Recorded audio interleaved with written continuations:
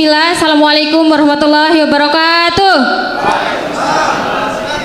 Robdi tu billahi robba bil islami dina wa nabi Muhammadin nabiyya wa rasulah amma ba'd. Perkenalkan, nama saya Imawati Puji. Saya mahasiswa dari Perguruan Tinggi Muhammadiyah Bima. Oke.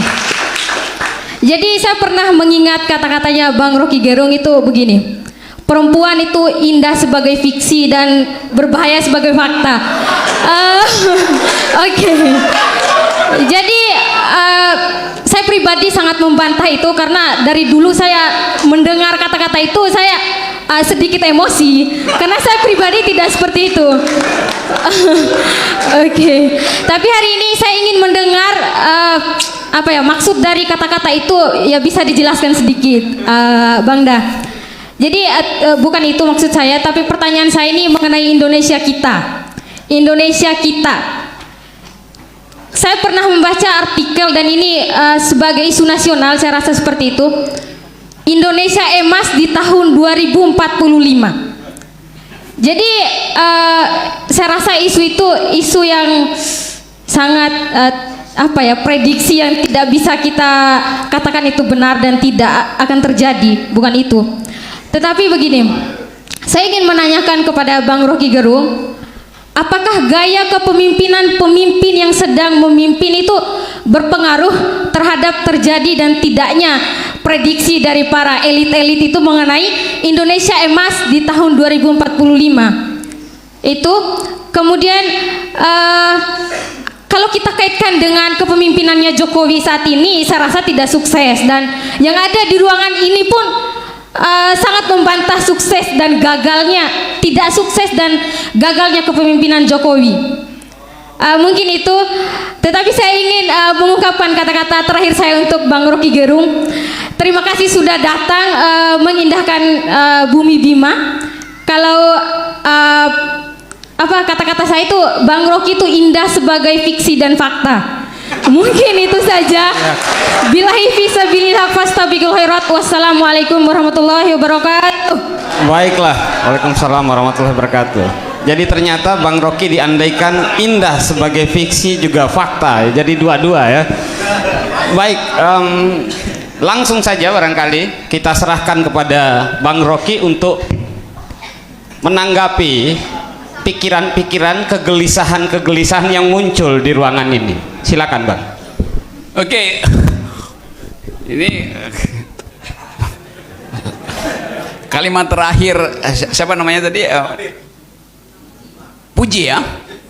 Kalimat terakhir Puji sesuai namanya, dia memuji. Dan itu bisa bikin saya batalkan penerbangan besok.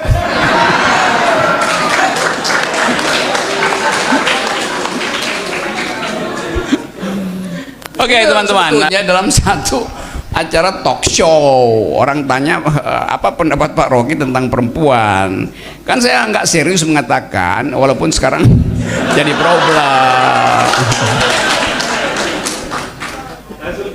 Iya, pada waktu itu saya baru baca statistik perceraian di sebuah daerah di Indonesia loh, dan ternyata angka perceraiannya itu melampaui angka perkawinan. Ajaib juga kan.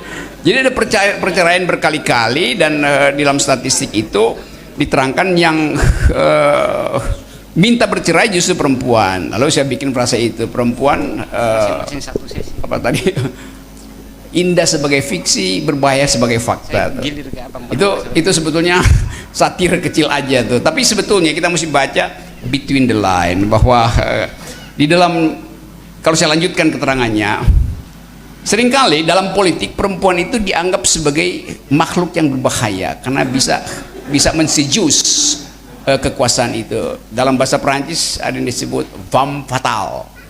Femme fatale artinya perempuan itu di belakang kegagalan politik laki-laki selalu ada perempuan penyebabnya, begitu. Tapi itu adalah cara lama membaca politik kan. Dan saya terangkan kemudian bahwa saya bukan itu perspektif saya menganggap bahwa politik itu harus dihasilkan dari rahim perempuan. Mengapa? Karena politik adalah ilmu untuk mendistribusikan keadilan. Politik adalah cara cara untuk mendistribusikan keadilan. Dan keadilan itu pertama kali dipahami oleh perempuan.